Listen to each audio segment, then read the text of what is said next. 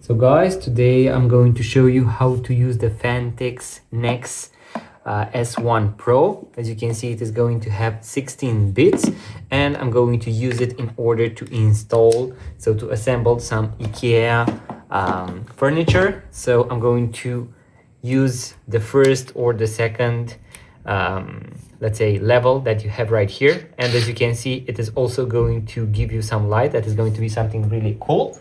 And we are going to position our tool just like this,